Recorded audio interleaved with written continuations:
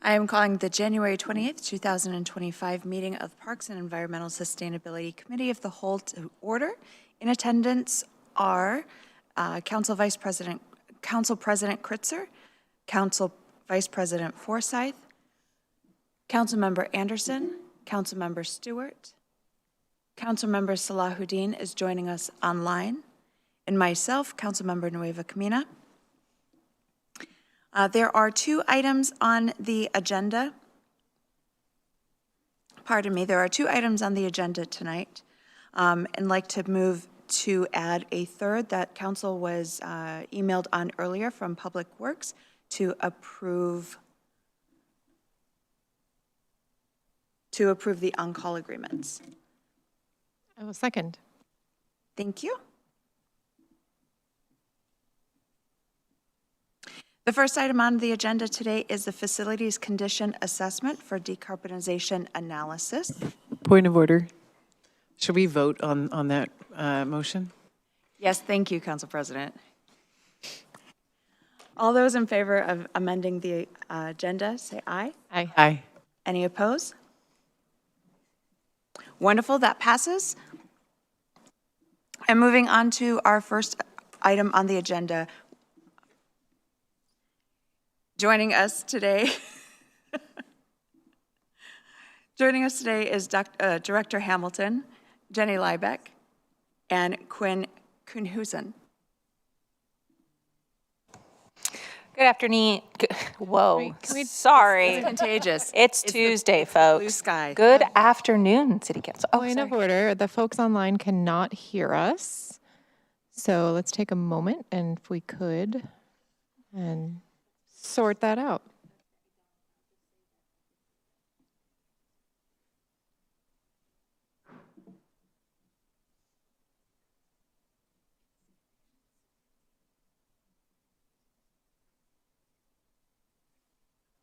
How about now? Can you guys hear?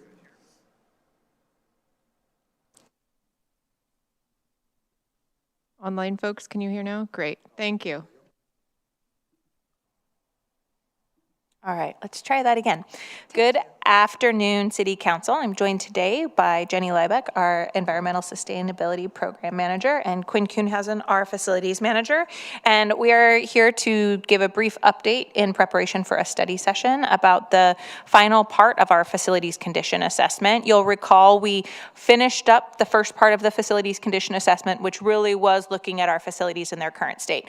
This next portion is the decarbonization and sustainability element that Jenny Liebeck has been leading. And so me and Quinn are here to support her, but she'll be presenting this item for you. Thank you so much. So this evening, so we'll be proposing to bring this to council as a study session on February 11th. Your meeting materials today included the report as well as our proposed presentation for that. And again, it's just an informational presentation to follow up on Quinn's presentation about the full facility condition assessment. So this evening, just looking for any questions that you may have or items you want us to make sure we address in that presentation on February 11th. Council, are there any questions? Councilmember Stewart. Thank you so much. Really enjoyed reading this. And I think that the report demonstrates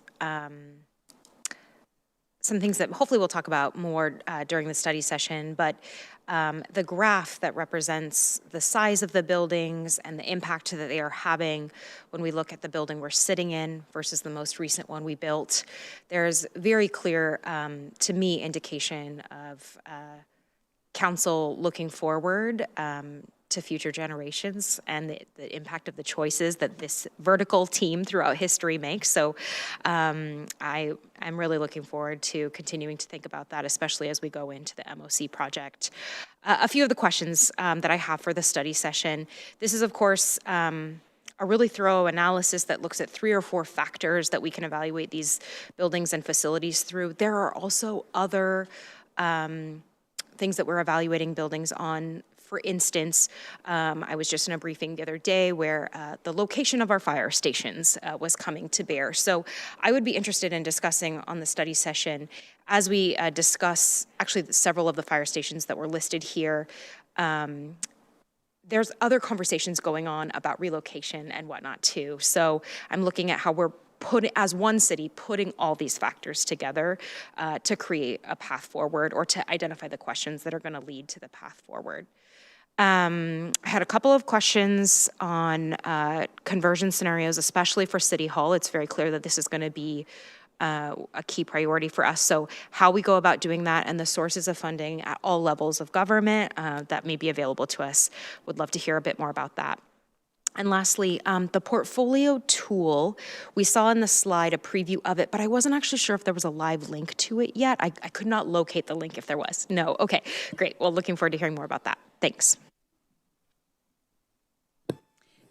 Council Vice President Forsyth, and then Council President Kritzer. Thank you. For whatever reason, I can't seem to hit the internet, so a lot of my questions I'm going to have to hold off on for now. But one of the main things I'm interested in hearing about when we come back with this item is around the teen center and how we're going to ensure that we continue those programs and that space, knowing that that building is one of the most problematic for energy efficiency and all of that. So just anything you can bring us back around the teen center and programming and maintaining.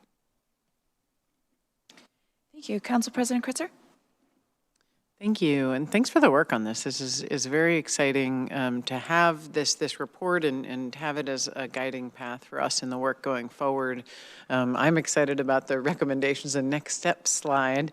In particular, really excited to have that discussion around what an electric first policy looks like. If you can preview that in the study session, we'd love to hear a little bit more about that and kind of what some of those steps would look like, as well as the developing some of the specific plans in terms of how long it will take per building to develop a decarbonization plan. I was curious about that.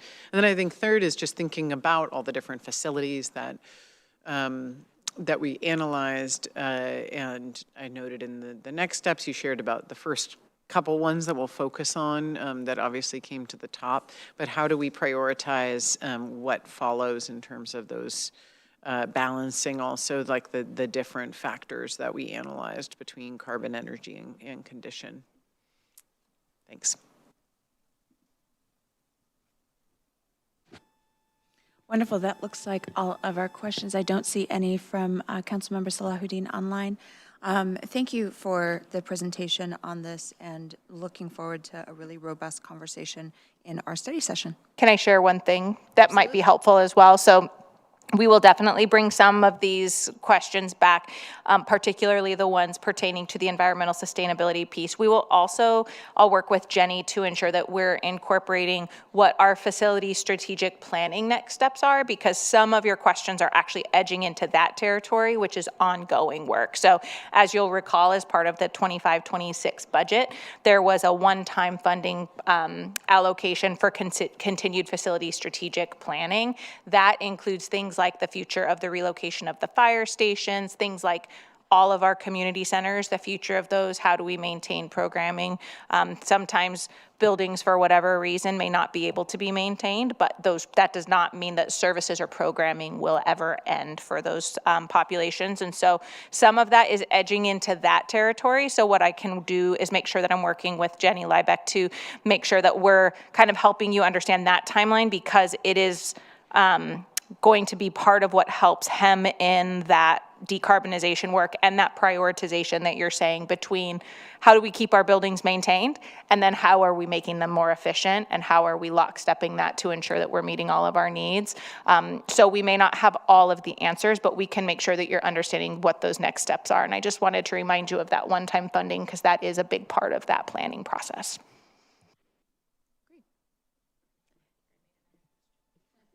Councilmember Stewart. No, I just wanted to reflect back. Thank you so much, Director Hamilton, because we are a city that has high standards and we walk and chew gum at the same time, all the time. So that is really helpful, even just to have that reminder of how the timeline is all going to fit together. Obviously, we also probably should discuss at the study session our very specific obligations to meet the clean building performance standards and how we're going to do that. So one step at a time, but I think we're all like seeing the pieces come together, and even in my mind, jumping ahead about the MOC and the principles. This building is not that old. If it had been built a couple years later, I bet the outcome on this graphic would look very different. So I have a vested interest in this council taking the lessons from this data and applying it moving forward. So looking forward to the conversation. Thank you. I appreciate that, and I am really excited about the fact that we do have another position that will be coming online into the Parks Department in the next few months that will also help us really do some of that planning towards that. And so I'm excited to continue to share with you all the work that we get to do, and I appreciate your excitement and investment in that as well. Council President Kritzer? One question that occurred to me as you were talking. So, thinking about this in the context of ongoing facilities planning work that we're doing, I guess one question that I would have for you to answer in the study session is that if this was intended to inform and enhance the work that we do going forward, were there any things that came out of this that you wouldn't have expected? Were there new low-hanging fruit that we found that we can really focus on in terms of improving our decarbonization and energy efficiency? Because I imagine some things might have reinforced what was already in the ongoing plan, but were there any things that really kind of changed how you're thinking about it that I would be very interested in knowing? Wonderful, thank you. Now, typically I would have the recap towards the end. However, since we did amend to have Public Works, Director Hamilton, I'd love to have you stay with us to go on to the second item on our agenda, which is the Redmond Lights event recap from 2024. And of course, with us is going to remain Director Hamilton. And then we've got several staff members that are going to be joining us. Good afternoon, City Council. I am joined today by a whole host of wonderful humans. Brittany Pratt, our Recreation Business Manager, is here, along with Lindsay Tusing, who is our new Events and Marketing Supervisor, as well as Laura Williams, who is our Events Coordinator. And I'm going to hand this item off to them to give you a recap to the wonderful Redmond Lights 2024. Wonderful, welcome. Thank you. All right, so Redmond Lights 2024 wrapped up earlier this month on January 6th. Things started off in December on the 7th with a really exciting kickoff event. We had live performances. A lot of local businesses and organizations came and put up free activity booths for our attendees to enjoy. And we also had our crowd favorite Family Light Promenade and the Kids Light Fashion Show. And it was a big hit. The event was made possible by our partners, the Redmond Town Center and the Redmond King County Library, as well as several sponsors. I won't name them all, but they include Microsoft, BMW, and Puget Sound Energy. Okay, so after reflecting on this event, we did find it a success because it helped us contribute to the park plan priorities, starting with expand access to all. When we began planning this event, we really wanted to make sure that the layout of the event and what we were offering was accessible to all of our community members and those traveling from outside of Redmond as well. And we also wanted to make sure that cost was not going to be a barrier to access for anyone.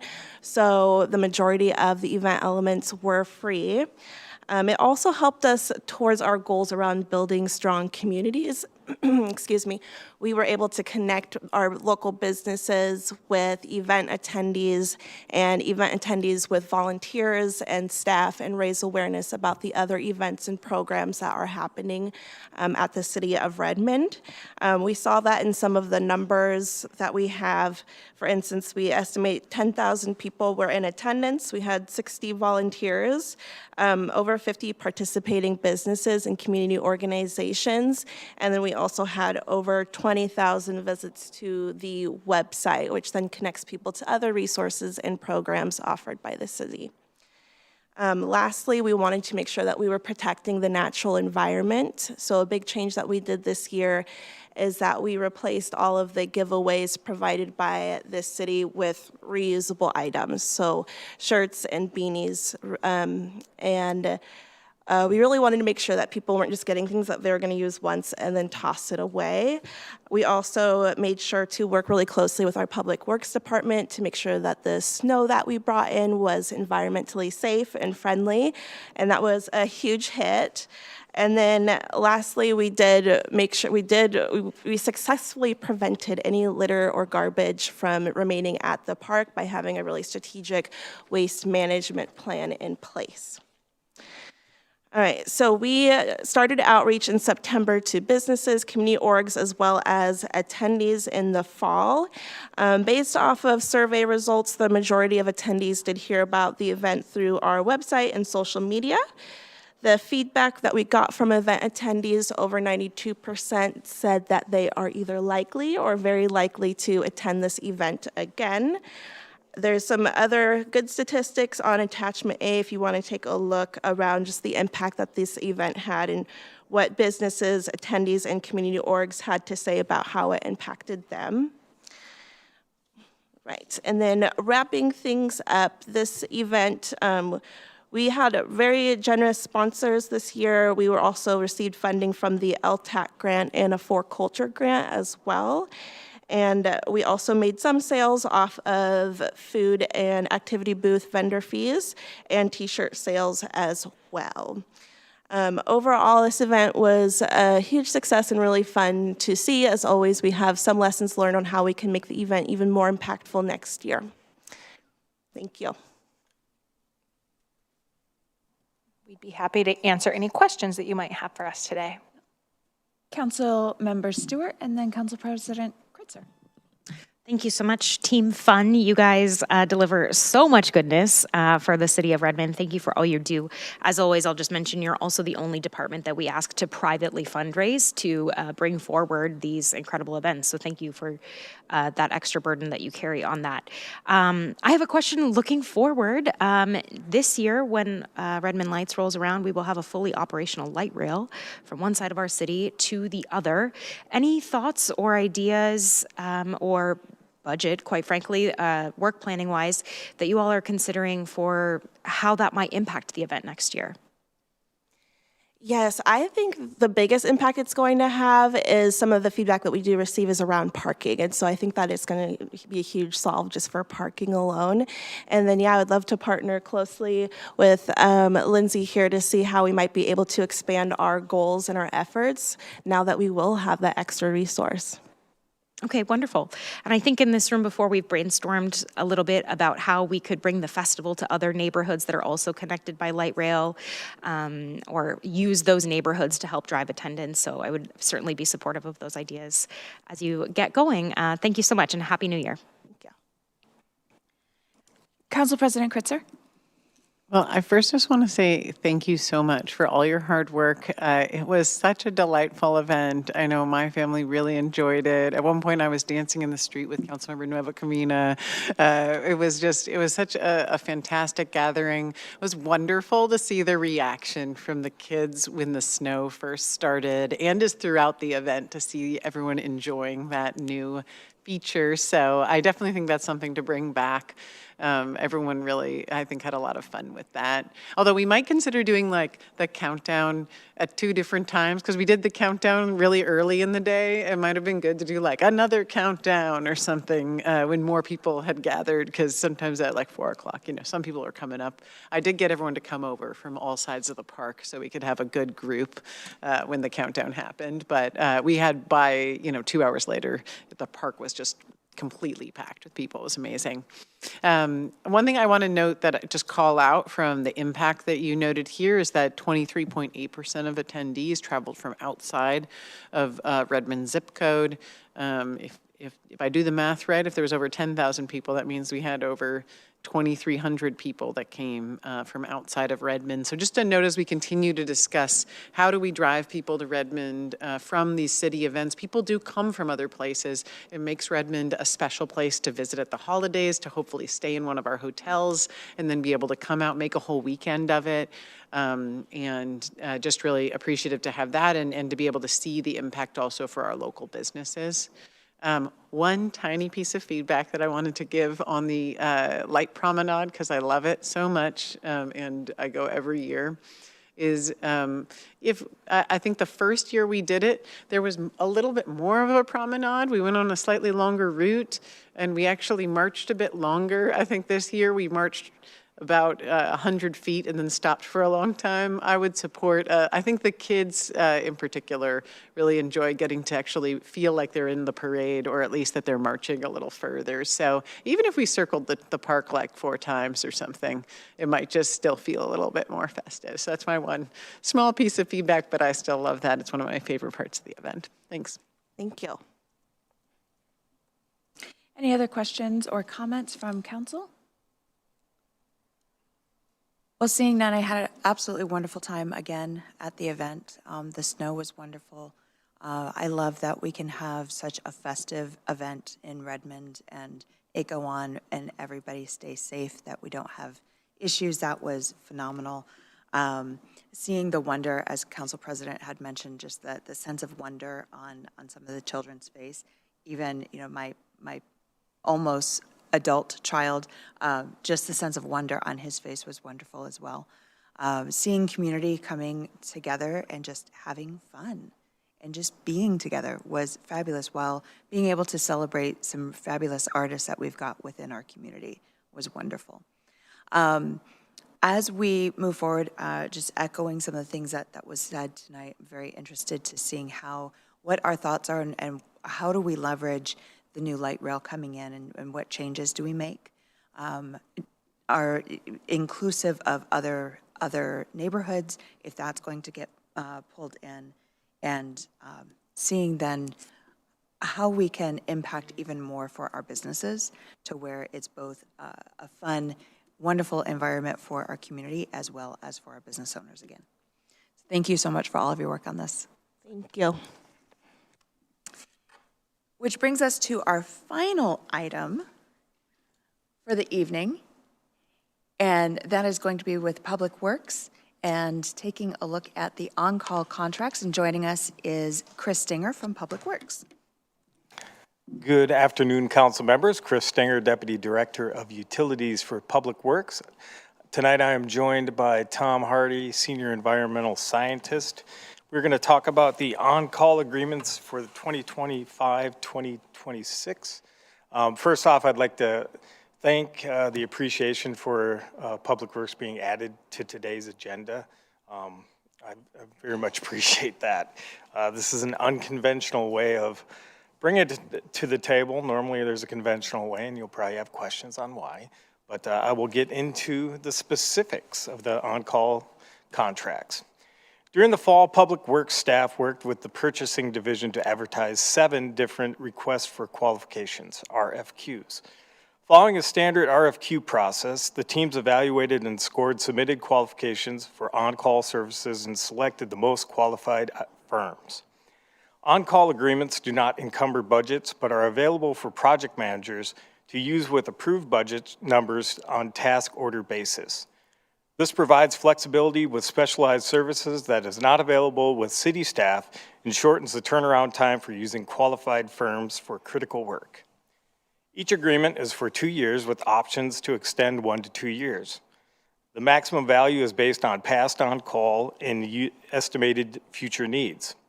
Public Works requests this item to be considered to be added to the February 4th, 2025 business meeting consent agenda. And pending questions, that's. Just want to point out, before we take questions, that because this was not a typical way that things would typically come onto, we did discuss adding this to the agenda. Not sure why we did not get the materials in time, which is why then we're just seeing them today. Just wanted to state that for the record before we open it up for questions. And then I'll go to Council Vice President Forsyth with questions or comments. Sure, thank you. So I see your email here that you linked for us to find some attachments, but as council members, we do not have access to that folder. So I would propose that those materials go out in with the next packet. And if we decide on consent or on new business, just that those materials get included so that we we can actually review those in a timely manner. Most definitely, Vice President. And my apologies, President Kritzer? Yeah, thank you. I actually was able to open that, so, so. Maybe this just goes back to why my computer's being weird. But I will echo that I haven't had a chance to read through the materials that were shared, so I don't feel comfortable putting this onto consent. That said, I would be okay putting that onto new business, so that way we could have the time to look at it and ask any questions before we take a vote. Wonderful, thank you. And do we have any other comments or questions at this time for this item? Deputy Director, I just had one question on the length and the options of extensions. In the attachment, it states that they are, most of them are 2 years with 2 one-year options. So then it would be the option that going forward with the 2-year and then having an option for 1 year with an additional 1 year on top of that, correct? Correct, that is how I read it. Okay, great, thank you. Looks like that we will be seeing this for new business on next week's meeting. Most excellent, and thank you for your time. Thank you. Well, that brings us to the end of our agenda. Is there anything added for the good of the order today?